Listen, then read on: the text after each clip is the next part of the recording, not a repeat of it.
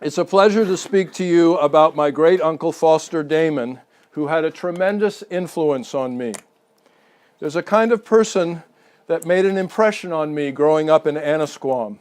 Eccentric, individualistic, artistic, people whose insight held clues for a child about this strange thing, life, that lies in front of him. Because children think about these things. I could make a list, and I imagine each one of you has one too. And foremost among these was Foster Damon. Jill Carter made the observation to me that Foster was something of a hidden figure in Annisquam. He was best known to the children because of his Punch and Judy show. He was perhaps difficult to plumb, involved as he was in all kinds of mysterious matters, intellectual and poetic. So I have set out here simply to provide a picture of him. It's an opportunity for me to reflect on his life, and perhaps we can get to know him better. I've asked Jill, who had the idea that I give this talk, to read a few of Foster's poems as we go along. The title, Samuel Nomad, A Glimpse of S. Foster Damon. I should explain to those of you who don't know that Samuel Nomad was the nom de plume that Foster Damon used when he published his last book of poetry, Nightmare Cemetery. The S in his name stands for Samuel. Nomad is, of course, Damon spelled backwards. Of course. Nomad or wanderer. Perhaps we can use it as a guiding metaphor. Part 1, My Time with Foster. Here he is about age 75 in his kitchen. Some of you know that I work in the theater. I'd like to stage a short theater piece out of my memory of the time I spent with Foster.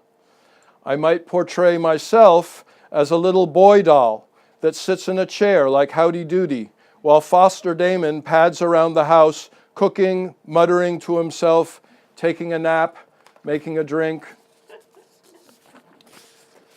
Or even better, Foster could be the doll, a big, paunchy, dressed in overalls, mustachioed.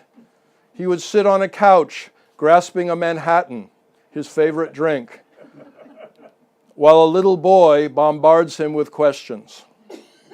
Either way would get at the feeling that I hold in my memory for what it was like to spend time with him, a man richly present and a bit far away. I would turn up at his house uninvited. I liked to listen to him talk. I remember once he came upon me sitting in the living room reading a comic book from the collection he kept in a cardboard box. He said, "Oh, good, you're here. Time for a drink."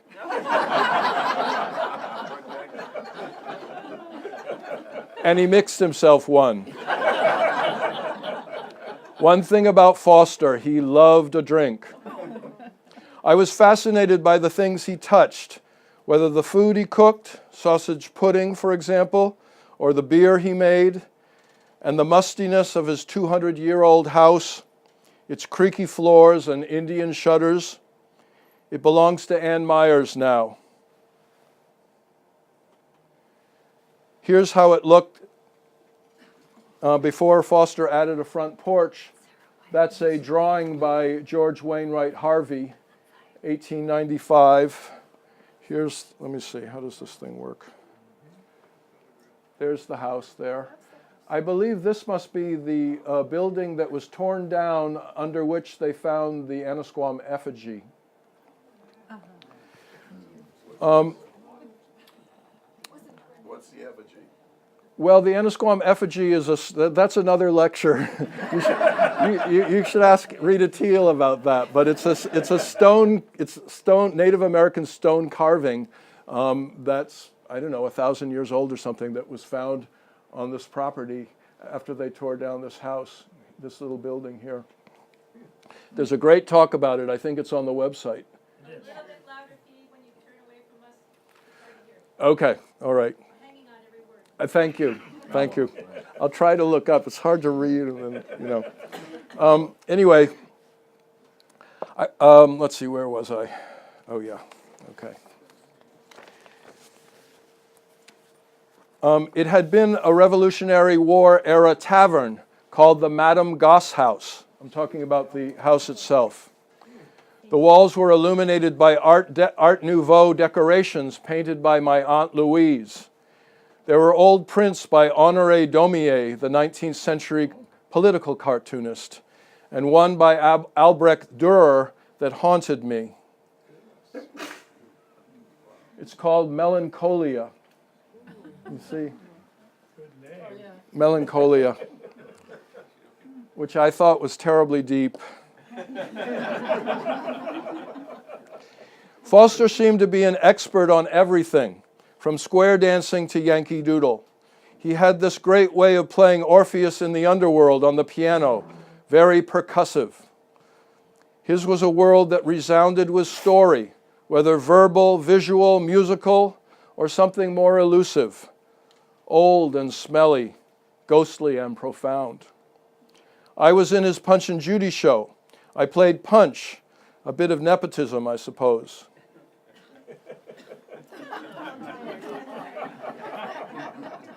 Let's see. That's me. That's Clark Ross. That's Danny Crane. Daniel Lyman was also in it. I don't know where you are. That's me at the top there. I'm Punch. Where am I? This is from an article written by Tim Krause for the Gloucester Times, 1964.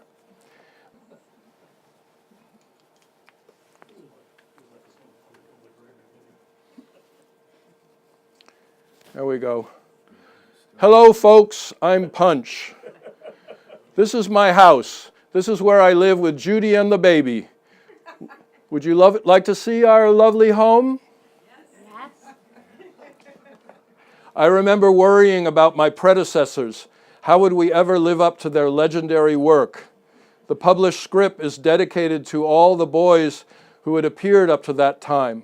Tom Babson is on the list. Steve Harris, you were in it. Dave Pearce was in it. Anybody else here in the Punch and Judy show? John. I've got to put on my glasses. I can't see that far back. Peter Bent. All right. Well, I'm sure you were much better than me, but anyway, that's how it felt at the time. You all know this painting by Margaret Fitzhugh Brown. Oh, yes. Here's the script. I'll pass it around.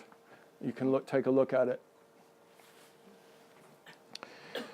It all started with a puppet theater and a set of puppets that as a boy Foster got for Christmas. He based his script on a degree of scholarship, taking into account sources that go back to Charles II in England and, of course, Italian Commedia dell'arte before that. He suspected the influence of Shakespeare's Richard III, another trickster hunchback, but Foster's version had the unmistakable feeling of Foster. I don't know that I can really get these both on, but I'm going to try. I love Judy's reply when Foster invites her. Come up and meet the folks. I can't, I'm cleaning the furnace.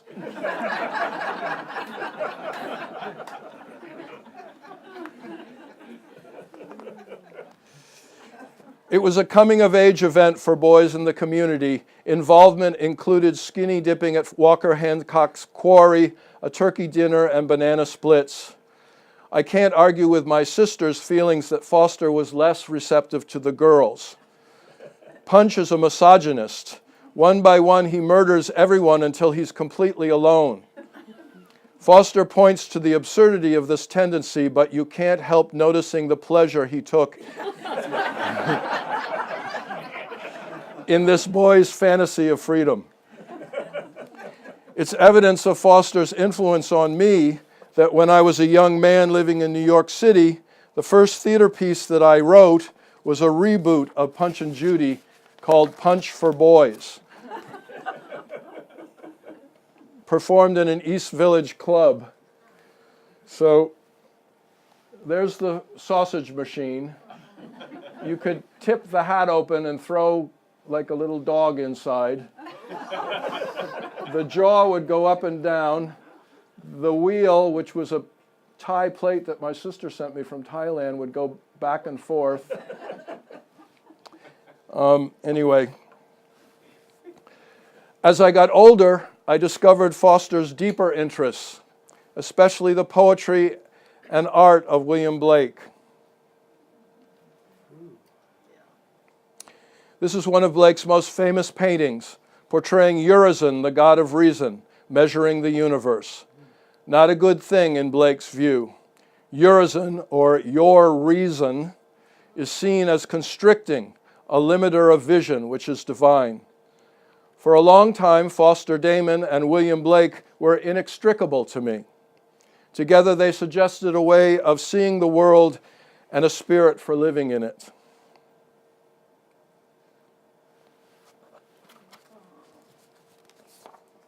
Here are the three Damon siblings. These are my father's mother, aunt, and uncle. This is my grandmother, Sally Damon, with Foster. And that's Mary Nellis with Foster. My grandmother died before I was born, a beautiful, sensitive soul by all accounts.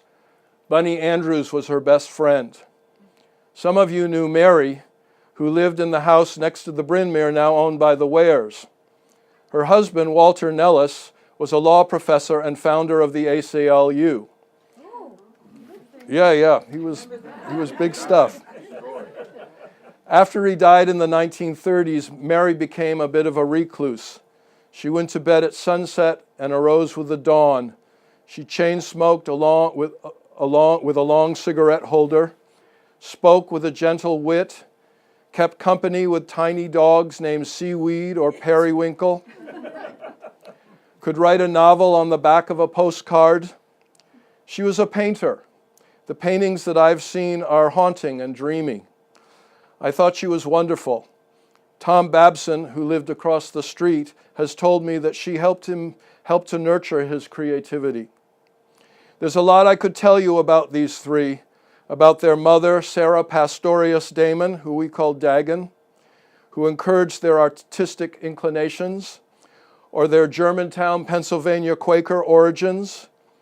One thing you could say about them is that they were sensitive and interesting.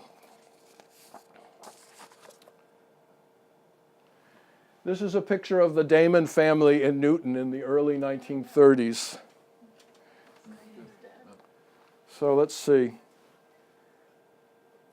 There's Foster. There's Dagon, Sarah Pastorius Damon, the mother.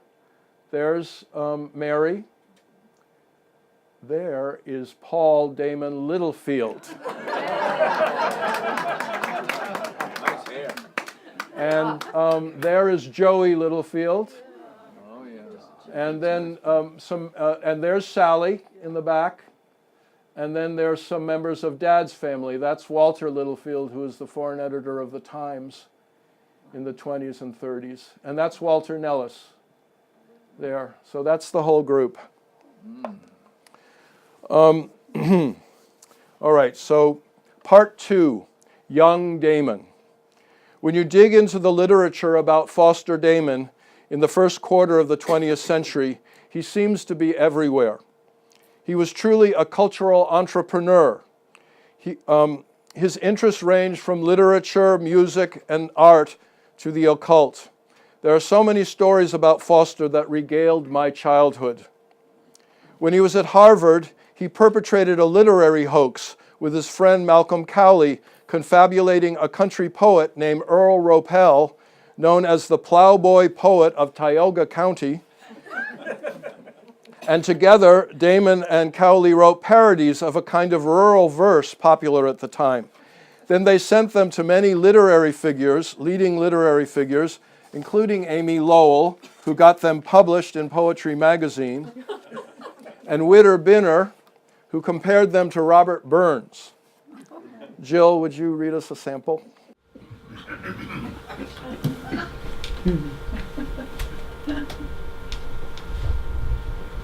Last night, when I was in our Surrey, driving home with my best girl, I saw the moon run down the fence road like a fat squirrel.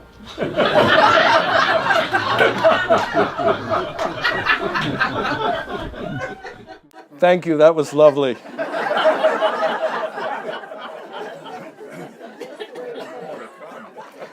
One of these verses was set to music and performed by a chorus of 3,000 in San Francisco.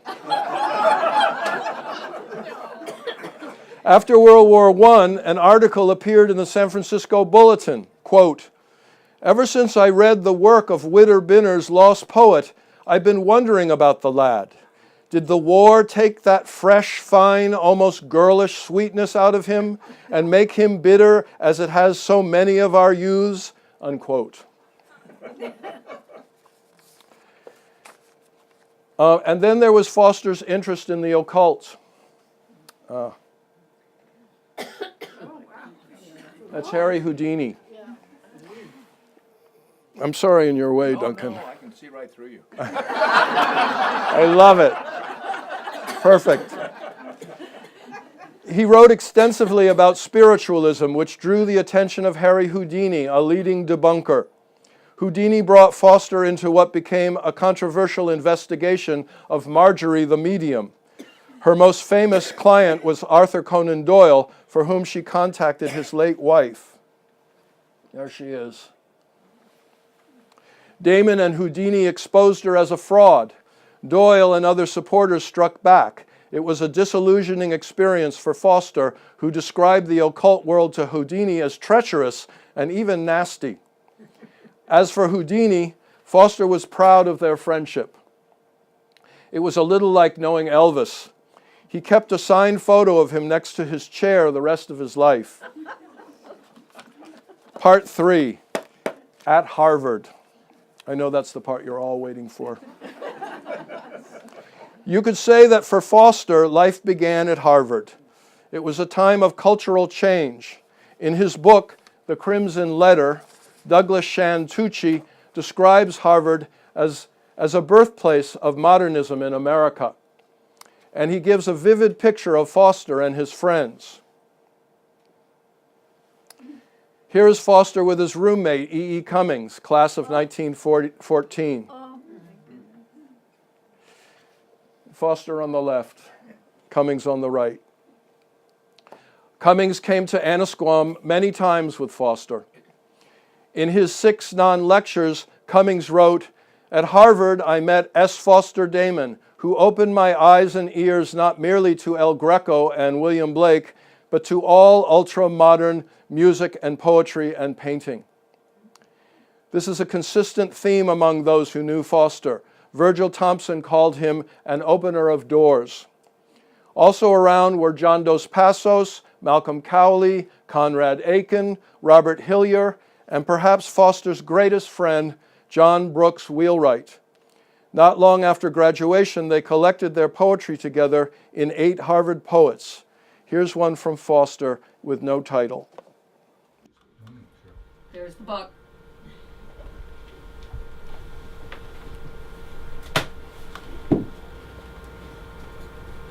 You thought I had forgotten. Well, I had. Although I never guessed I could forget those few great moments when we both went mad. The other day at someone's tea we met, smiling gaily, bowed, and went our several ways, complacent with successful coldness. Yet, suddenly I was back in the old days, before you felt we ought to drift apart. It was some trick, the way your eyebrows raise, your hands, some vivid trifle. With a start, that I remembered how I lived alone, writing bad poems and eating out my heart, all for your beauty. how time has flown. Thank you. That was beautiful. Where am I? Would you pass the book around so people can see it, take a look at it? I'm going to leave these books here at the library for a while, so if you want to look at them, you can. These are all books, editions that Foster gave to our family at different times as they were published. I think the poem captures something of Foster's sensitivity and how easily slighted he was. It's a theme that shadows his life, disappointments that hurt him. Foster's best friend, John Wheelwright, was also the brother of the artist Louise Wheelwright, who became Foster's wife. Did anyone here know Louise?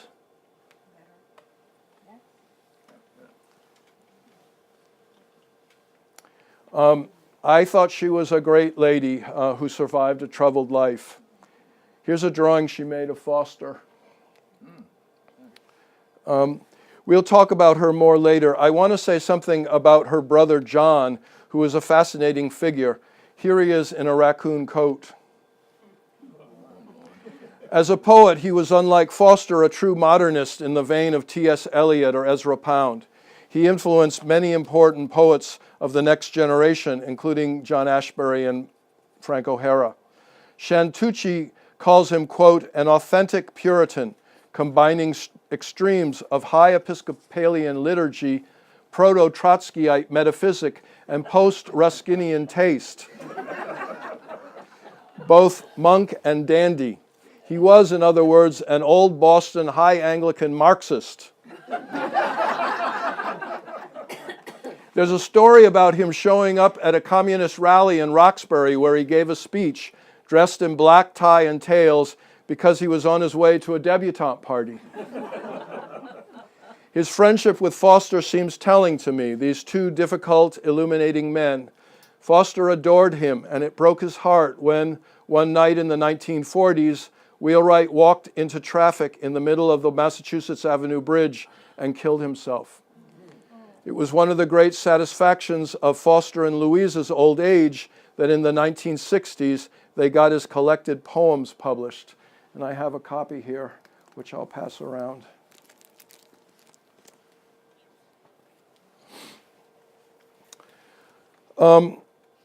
Okay, part 4, postgraduate. Foster stayed at Harvard to pursue a graduate degree, becoming an instructor in the English department. This period, from 1914 to 27, was in many ways Foster's most fruitful. He befriended the great Imagist poet and Boston eccentric Amy Lowell during this time. She became his mentor, and eventually he wrote her definitive biography. He wrote his groundbreaking book, William Blake, His Philosophy and Symbols, and he published a small book of poems, Astrolabe, Infinitudes and Hypocrisies. The Saturday Review called it fitfully brilliant, glittering with individuality.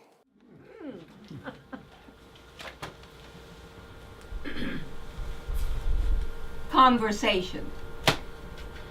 Last night, ghosts of flowers floated, colorless, yet still perfect of frail form. Sea jellies in the night waters. And with invisible voices they wailed, "Pray for us, pray for us." Alas, lost flowers, why should ye ask for the prayers of a man? That we may rise to be men, fool, they answered. But I prayed instead the impossible prayer that men should become flowers.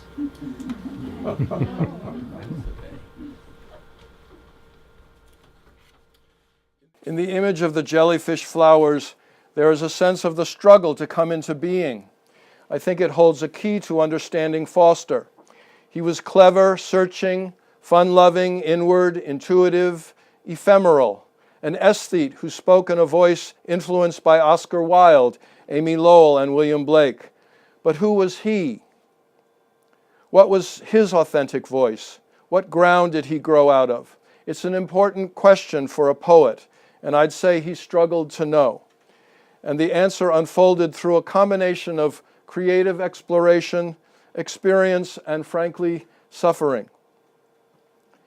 There are a number of recorded recollections of those who crossed Foster's path at this time. One was Virgil Thomson, the American composer and music critic. He wrote, "I came to know S. Foster Damon, slender, pale poet with a blonde mustache, at that time instructing in English A while preparing privately, since Harvard would have none of it, the book that was to open the language of William Blake.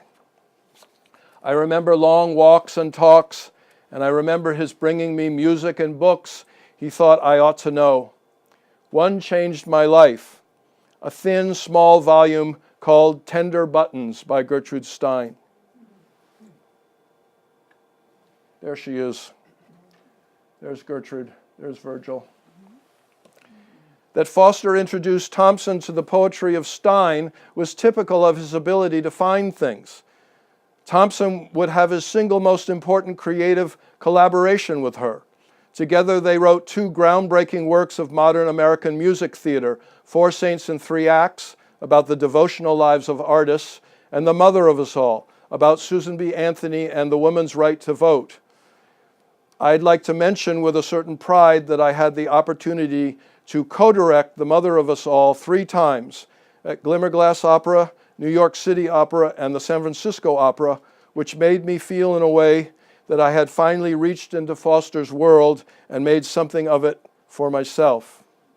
I have a couple of production shots. This is very self-indulgent. This is the last scene of The Mother of Us All. Susan B. Anthony has been turned into a statue, frozen into a monument while her political ideas are forgotten. Gertrude Stein actually put herself in the opera, so that's her there. And this is a full stage shot. You can see that it's a 19th century schoolroom. And we set it up in a way that Susan B. Anthony is the teacher, and all of the other people are her students, and they're all people from American history. Let's see.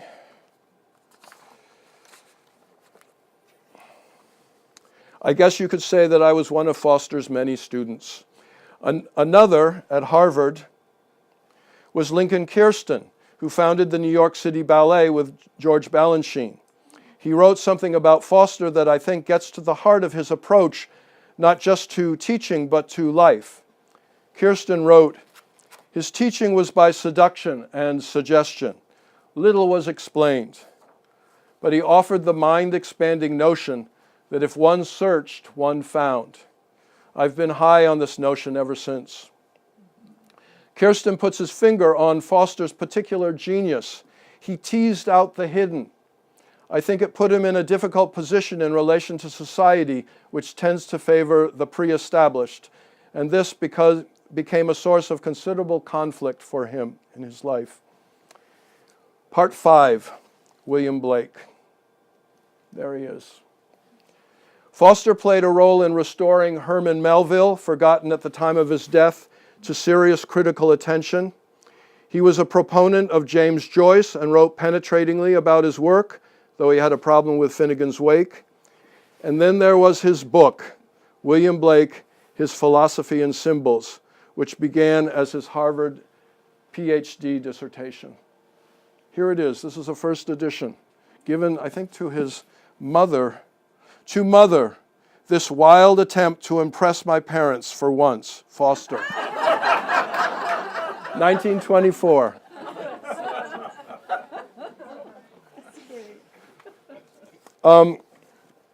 The English critic F.W. Bateson wrote, "Damon's Philosophy and Symbols has been the foundation stone on which all modern interpretations of Blake have built. Anyone who has tried to plow through Blake's prophetic books," this is an example, "such as this great work, Jerusalem, will understand what a task lay before Foster Damon when, in the 1920s, he set out to make sense of Blake's vision, which combined word and image in a complex symbolic language. This is one of his illuminated manuscripts. Though Blake's lyrics, the songs of innocence and experience, were loved, his major works were considered by most to be the ramblings of a madman. Even in the early 20th century, a visionary poet, as visionary a poet as William Butler Yeats, was a bit befuddled by them. Foster saw in Blake's poetry and art an allegorical language based in the visionary tradition of the Gnostics, the alchemists, and more immediately Emanuel Swedenborg. He set out to make sense of it in a surprisingly methodical fashion for so sprawling an imaginary world. He amassed an extraordinary body of knowledge and associations in order to uncover an underlying order. He basically translated Blake's symbols. He was later criticized for being too methodical, but then at the beginning, his approach opened a rich vein of understanding. Personally, I worked hard to understand Blake's poetic world, and I couldn't have done it without Foster's books. His work on Blake was not supported by Harvard, however. They rejected his PhD thesis, calling Blake a minor poet, and they denied him tenure. Foster's time at Harvard was over. Part 6, Life After Harvard.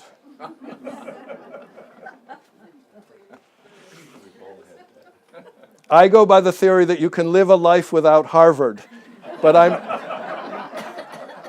not sure that Foster felt that way. Leaving Harvard was a blow, and you have the sense that it knocked the wind out of his sails. In my family, there was always this sense of Foster's disappointment and not being recognized in the way some of his more celebrated friends were. There's little doubt that he felt slighted by Harvard's rejection, and yet I can't help suspecting that Brown University, where he ended up, gave him a freedom to pursue his scholarly interests that he wouldn't otherwise have had. This is his paradox. He wanted space to explore, to engage the world on his own terms. He embraced the mantle of the outsider, and yet he wanted to be acknowledged.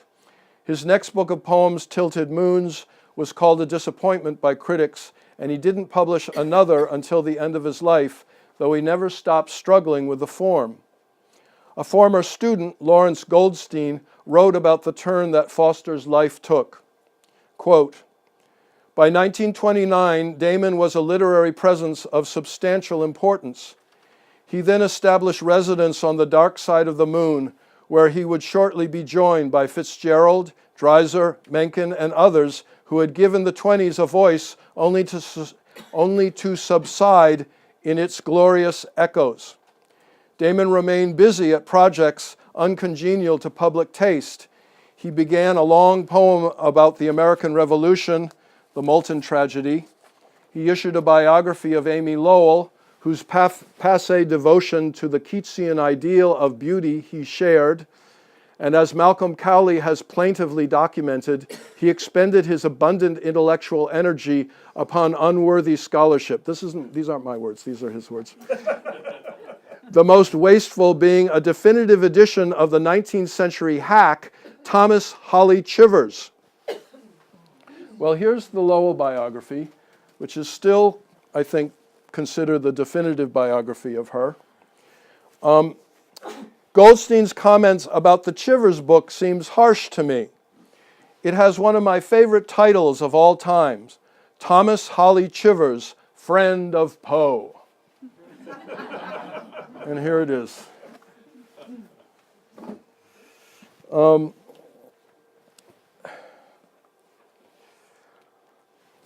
Damon explores Chivers' claim that Poe plagiarized The Raven from him and clearly feels that Chivers' work was underappreciated with a certain sense of identification, I suspect. Part 7, The Brown Years. Foster's life at Brown, nonetheless, was rich with teaching and scholarly pursuits. In 1930, he was appointed curator of the Harris Collection of American Poetry and Plays. Under Foster's direction, the collection ranged from important editions of Walt Whitman and other writers to early American song, popular literature, and even comic books. He was among the first to establish a new way to look at our world through the common, the popular, and the collective. And he published a series of histories, which I've mentioned, from Punch and Judy to Yankee Doodle and square dancing. Here, let's see. Here's the square dancing book, and this is the pamphlet on Yankee Doodle.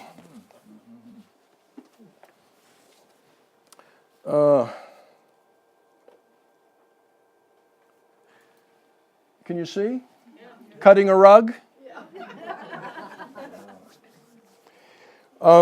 And it was during this time that Foster wrote my father's favorite book, a children's story called The Day After Christmas.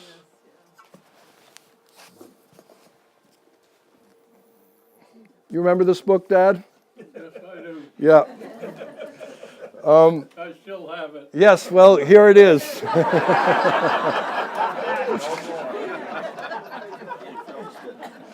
Here, Duncan.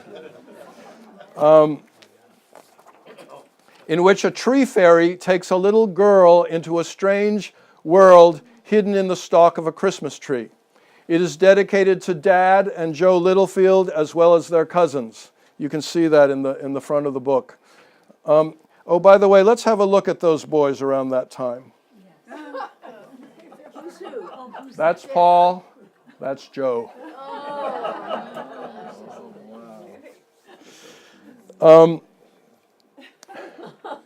Oh, and you've seen this picture. There's Foster with Santa Claus. Foster in Part 8, Children and Annisquam. Foster and Louise didn't have children of their own, though Foster helped raise my cousin, Lars Peterson. But I think one of the compensations of his later life was his friendship with children and his ability to evoke their world in his writing. He was something of a child himself, and he loved to engage young people in a sense of play and wonder. When the neighborhood kids in Providence trashed his house, he invited them in and set up a clubhouse for them in the basement. Here's an article about it from the early 50s. He helped many of them in their education and finding their way in the world. And then there was Foster's life in Annisquam. My great-grandparents were part of the first wave of summer visitors who came here at the end of the 19th century. They found a house on Cambridge Avenue, and Foster, my grandmother Sally, and my great-aunt Mary grew up here in the summer. Let's see. That's the house. That's Foster on the front steps. I think that picture got sent out. That's Sally sitting on the rock, I think in front of Squam Rock. Their mother Sarah in the pasture. And Mary Nellis with Walter and their children. And here's a collage from the 1930s. There's Dad in his fish boat. There's Foster at Squam Rock. There's a house party in the back of the Damon house. There's Mary Nellis in front of her house. Anyone who knew Mary knew that she lived for the beach. There she is. And there is Emmy and Paul, age 18. Oh my goodness. In front of that house. Yeah, the Bryn Mawr in the back and the Damon house to their right. Here's Foster on the front porch of his home sometime in the 1940s.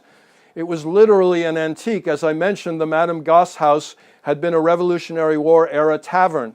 I think it was a kind of gateway for him to the old America that fired his imagination.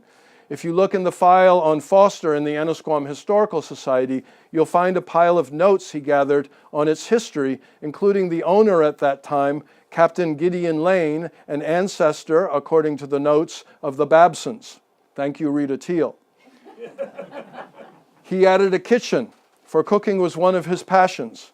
He wrote the introduction to the Annisquam Village Cookbook and provided several recipes in the section Men's Cookery. I've marked them with Post-its. You probably all have this book, but I brought it anyway. Okay. He loved Annisquam. It inspired his creativity. He was deeply engaged with its lore.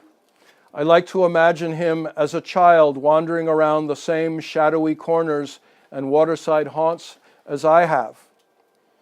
He wrote a beautiful poem in his book Astrolabe, which Jill will read.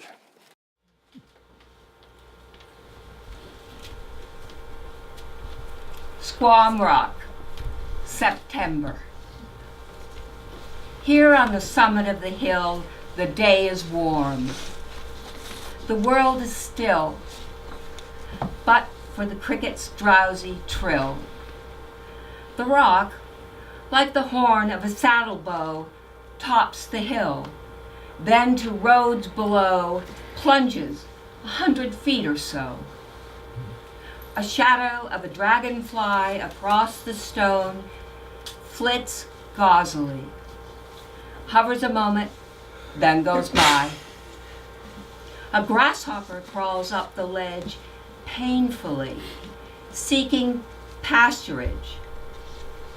Immediately over the edge, he leaps straight out as far as he can. As part of the eternal plan, he trusts the void, but not the man. Nature sings on. That was nothing odd. Meanwhile, asters and goldenrod enact their own ideas of God. There you have our special world of Annisquam through his eyes, something we all can share with him. This is Foster, age 13, if the date is correct, 1905. In a cast photo supplied by the Annisquam Historical Society. For those of you who attended Anna Krause's Reminiscences of Annisquam, that is Olga Lingard. Her family owned the house on Washington Street that the Krauses bought. In old age, she lived alone in the woods above the Krauses' house with a pack of collies. As Anna Krause described it, Olga had a sad life, rocked by a family scandal and the death of her beloved brother, a pilot in World War I. How young and hopeful she looks here. It's haunting to realize that the poem that Jill read is dedicated to O.L., and that same O.L. is this Olga Lingard. They were close their entire lives. She and Louise Damon had their coming out together. To me, that's an aspect of Annisquam that is so precious, to be entangled in a place so intimately and so long that the other souls, the granite, the sea, and the sun become impossible to separate. Foster was literally a lifelong participant in Annisquam's tradition of amateur performances. And in the late 1940s, he was music director of the Annisquam International Company, which under the direction of Joe Batchelor presented melodramas. One of these, Rags to Riches, included a young Duncan Nelson in the cast. In the early 1950s, Foster wrote a play, The Witch of Dogtown. It won a contest sponsored by his friend Russell Krause for Best Play about Cape Ann. The prize was a gala production directed by Batchelor and performed at City Hall during the 1954 Cape Ann Festival of the Arts. Here's an article. That's Foster and Batchelor looking at the model of the set. This information comes from the Annisquam Village Players Cookbook. Thank you, Terry Sands. I noticed reading through the program that Jack Babson, Grace Murray, and Barbara Russ were in the cast. There are probably others that you don't know and I don't. But fortunately, I have it right here, so you can take a look. My sense is that Foster's life in Annisquam, his activities with young people, his cooking and other pleasures gave him solace in a struggle that more and more came to dominate the life of his wife, Louise, and him. Part 9, the sadness. From the time they were married, Louise Wheelwright Damon suffered from schizophrenia. After a long struggle, she had to enter a facility where she lived for many years. It was a terrible shadow over their lives, but one from which I think they eventually emerged together. In the mid-60s, thanks to advances in psychopharmacology, Louise returned home. This is when my sisters and I got to know her. She had a genuineness and way of expressing herself that drew me to her. It was a beautiful thing to see Foster and Louise in their dotage, sitting together on the couch and holding hands. There they are. Oh, that's nice. I have this particular memory of their house in Annisquam around Christmas. Louise made Foster some eggnog.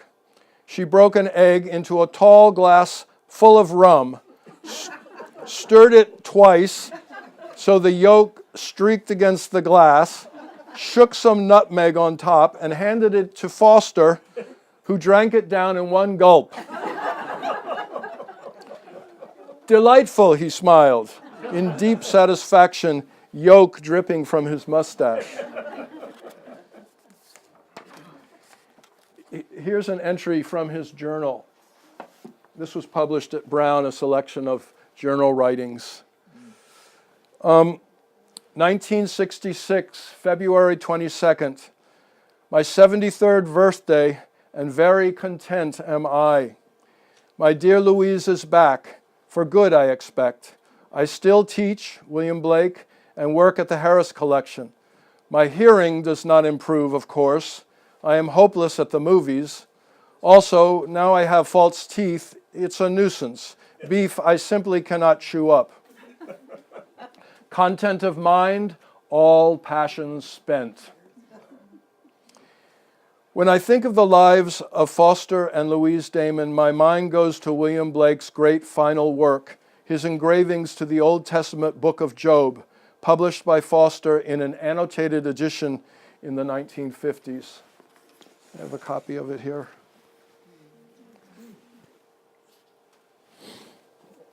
It takes up the mystery of suffering and the process by which suffering opens the way to renewal. Job is a righteous man who finds himself overcome by calamity. Here you see him being savaged by Satan. His wife weeps at his feet. The line reads, "And smote Job with sore boils from the sole of his feet to the crown of his head." As Foster writes in the introduction to his book, in fact, the whole drama is enacted in Job's soul.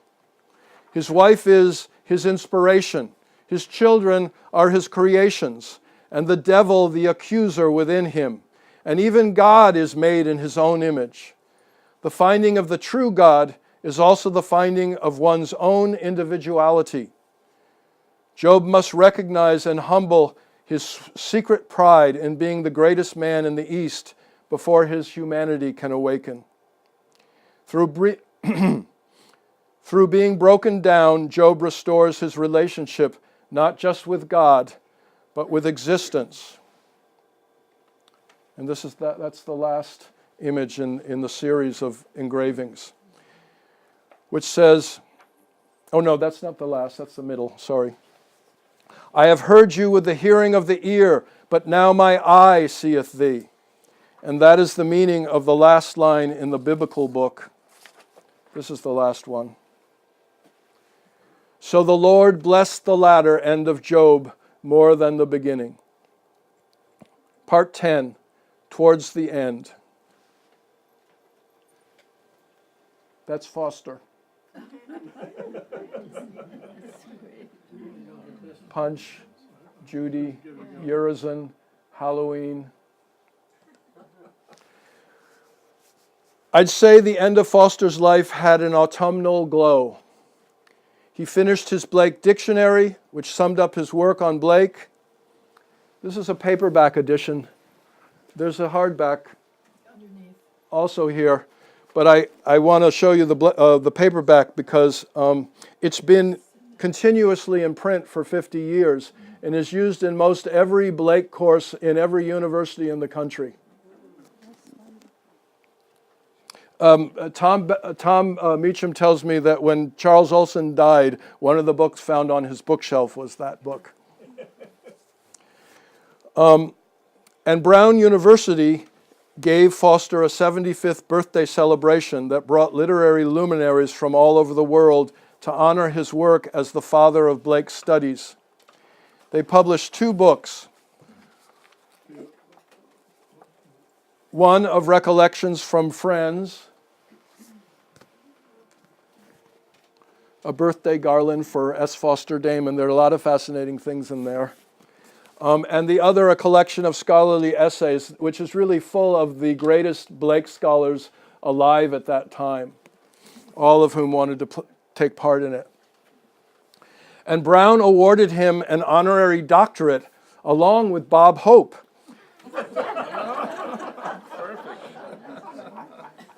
And so finally Foster stepped into the old rhyme. Dr. Foster went to Gloucester in a shower of rain. He stepped in a puddle right up to his middle and never went there again. You know that one, Sarah. I know that. There's Foster in class. Lawrence Goldstein gives a vivid late-age picture of Dr. Damon in the classroom from his Blake seminar. Quote, Damon never uttered a tentative syllable in 6 weeks, but always discoursed on the intentions, meanings, and effects of Blake's verse as if the master's ghost were in his ear. He cited chapter and verse without having to consult texts. Students were driven to despair and sometimes to mastery by his authority. Unquote. It seems a far cry from Lincoln Kirsten's picture of the teacher who used seduction and suggestion, but Goldstein goes on to say, Foster was a stern instructor, but a generous mentor. He might return seminar papers marked only with the word "No" in large letters.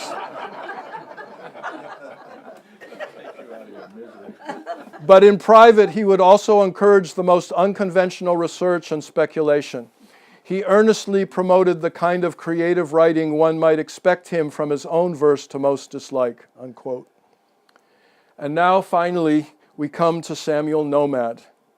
Just to remind you, Samuel Nomad was the name Foster used in his last collection of poems, Nightmare Cemetery.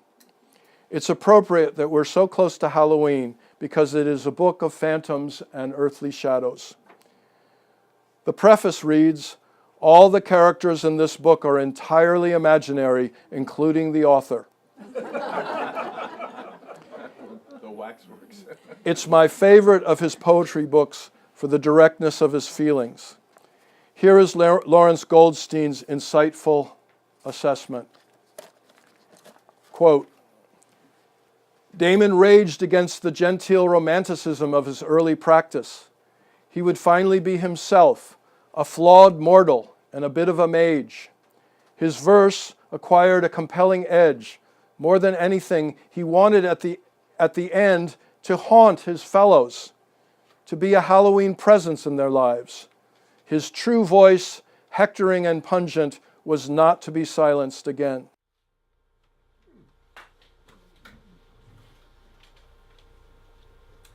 Halloween, Part 1. This eve is Halloween, Feast of the Souls. Here they come, pushing and staring out of the fog into the dimmed room. Nameless horrors, ghouls, crones, idiots, to enjoy life's epilogue. Ho for the dance. The witch pursues the devil. The lone ghost hugs its empty skeleton. All the old cruelties, fears, all forms of evil revive and revel again, fearless of dawn. Now for the supper. Instantly they unmask. Look, they are children, gleeful with innocence. Popcorn, apples, ice cream are what they ask. All the terrors were exquisite pretense. And thus humanity's ancient sins and shames dissolve into the children's innocent games. Thank you, Jill. It was beautiful. And, okay. The copy of the book, and would you pass that book around so that I can say the copy of the book that you're looking at happens to be the first copy of a limited edition that Foster gave to Louise Damon. It is inscribed, this first copy for her, who is always the first, Louise Nomad. How beautifully he acknowledges the sense he had of the way they wandered together. Part 11, the end. He had a series of strokes. He came to the conclusion that he couldn't do Punch and Judy anymore. He informed the Seafair Committee and then forgot. He spent the rest of the summer grumbling that the ladies of the village had conspired to cancel the show because it was too wicked. I came upon an envelope of various photographs of Foster. Among them was one that seems apt for an ending. I felt it had fallen on me like a message from heaven and wondered if it could really be him. Then, to my surprise, Rita and David Teal sent me a second copy from a pile in the Historical Society, and that served as confirmation. Thanks for coming.